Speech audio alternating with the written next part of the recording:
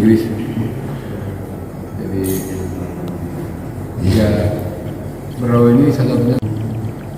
Jadi insya Allah alam ini kan perlu aurat ya. Kalau dalam tubuh manusia kan perlu aurat. Jadi ada wilayah-wilayah atau bagian-bagian yang harus tetap dilindungi. Memangnya kalau di kita kan aurat. Nah alam juga sama, dia perlu aurat yang namanya bisa hutan lindung, taman nasional, suaka alam, marga satwa. Tapi tetap harus ada pohon-pohon, hutan-hutan yang harus nggak boleh disentuh. Karena kalau disentuh, ini kalau ibaratnya ini amsal ya, misal. Kalau mirip kayak orang kita aurat kita buka, pasti yang pemilik penguasa langit murka, pasti ada azab. Berarti tidak semuanya harus ditutupi begitu Ustaz ya? Iya kan?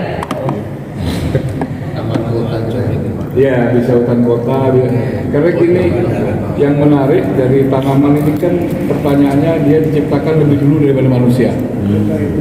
Jadi jutaan, ratusan juta tahun sebelum manusia, tanaman lebih dulu. Binatang pun berikutnya.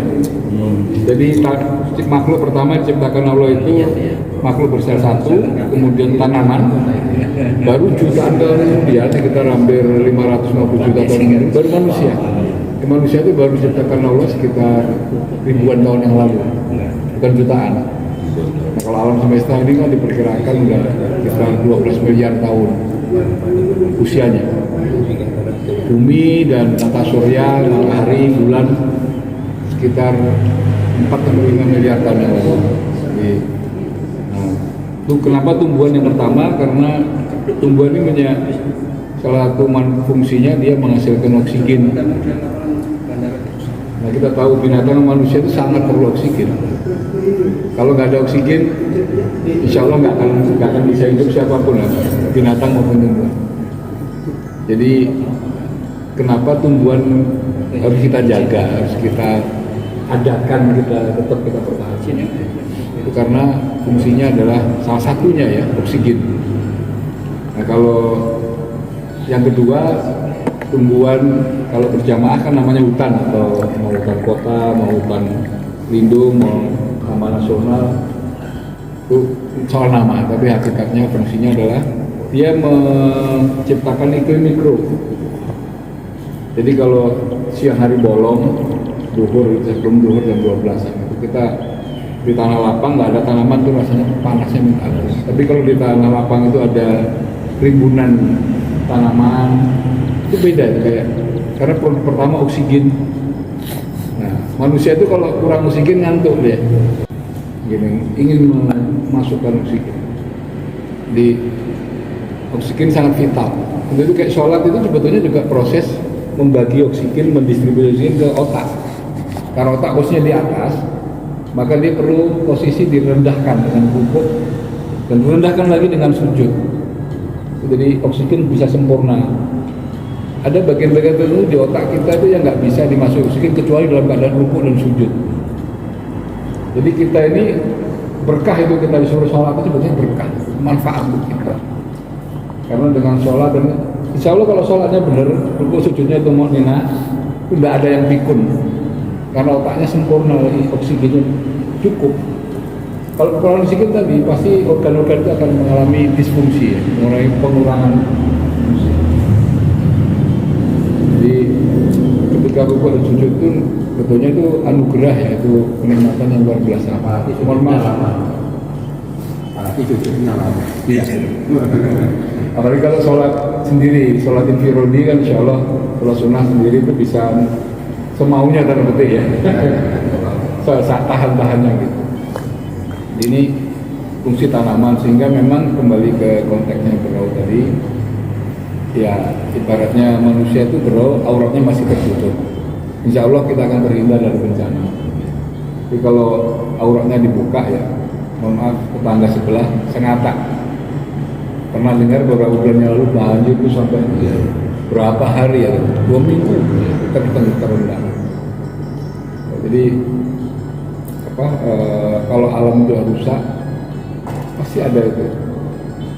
Nah yang keempat, tumbuhan ini kan makhluk hidup. Nah, namanya makhluk hidup ini kan kalau dikasih aksi kan pasti ada reaksi, merespon, mereaksi. Jadi jangan sampai kita ini berbuat yang zalim, bukannya ke binatang ya, ke tumbuhan, nanti makhluk hidup. Kalau kita lagi wukuf, haji kan hakikatnya wukuf, haji Arafah. Itu kan nggak ada larangan, nggak boleh mematahkan ranting menunggu binatang.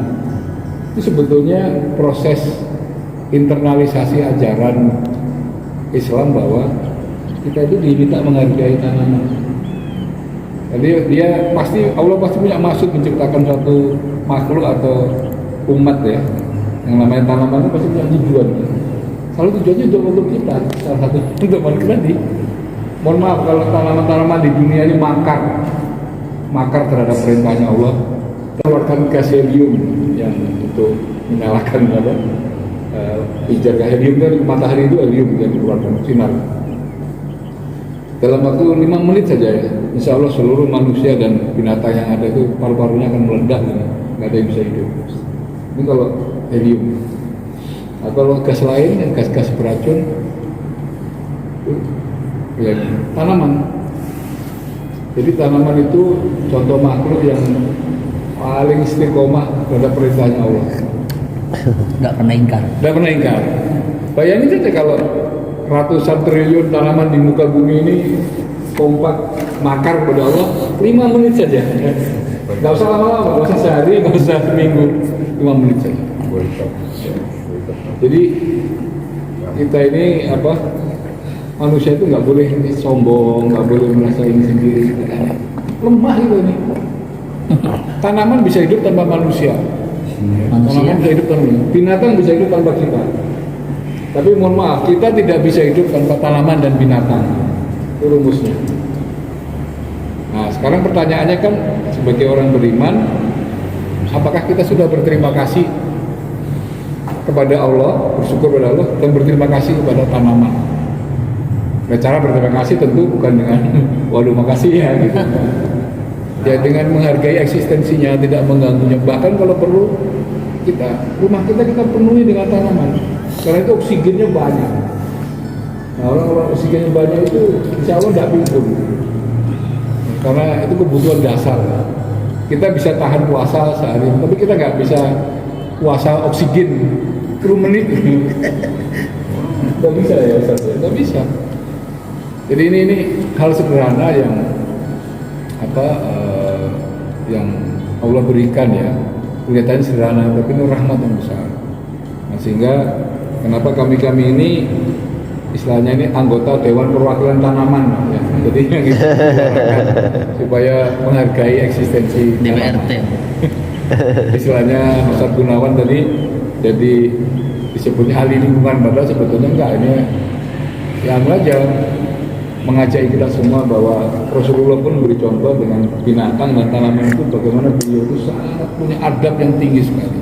Untuk itu beliau disebut sebagai di Al-Anbiya ayat 107 itu ya, wa ma arsalnaka illa rahmatan lil alamin. Beliau itu bukan rahmatan linnas, bukan rahmatan lil muslimin saja, tapi ke alamin. Jadi alamin itu kan semua Ustaz tahu lah, ya kan, manusia, binatang, tumbuhan, jin, semua makhluk alam untuk